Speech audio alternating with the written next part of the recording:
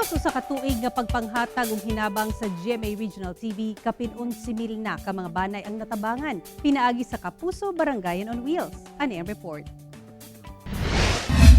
Sa pagsugod sa Kapuso Barangayan on Wheels ni atong Mayo sa miaging tuig, gilibot sa GMA Regional TV ang nagkadiyang lugar sa Luzon, Visayas ug Mindanao aron manghatag og hinabang ilabi na sa mga naglisod karong dunay pandemya. Kapin 11,000 ka mga banay ang nahatagan og hinabang kinsa mapasalamaton sa ilang nadawat.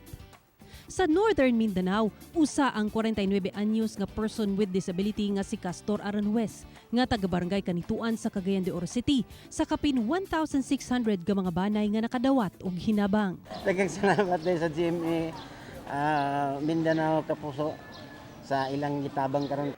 Mapasalamaton sab ang 51 anyos nga si Nanay Merlita Lausa nga taga-barangay Kinawitnon sa Samal Island kinsa dunay special needs nga usa siya sa kapin 2,000 ka nakabenepisyo sa Southern Mindanao. Salamat pud dako nga nahatagan gyapon ko sa GMA og suporta. Sa halos usa ka tuig nga pagserbisyo pinaagi sa Kapuso Barangayan on Wheels, kinasing-kasing sab ang among pagpasalamat, ilabi pa nga nahatagan kini og Excellence Award in Communication Management ubos sa Corporate Social Responsibility Division 1 category atol sa 18th Philippine Kill Awards ug Special Citation Merit atol sa 42nd Catholic Mass Media Awards ubos sa Best TV Ad Public Service category. Dako ang pasalamat sa nagpasiugda niini nga proyekto nga si GMA Regional TV and Synergy First Vice President and Head Oliver Victor Beltran Amoroso ngadto sa mga public ug private sector partners.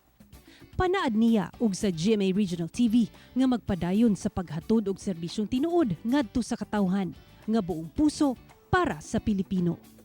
Ako si Sarah Hilomen Velasco para sa One Mindanao.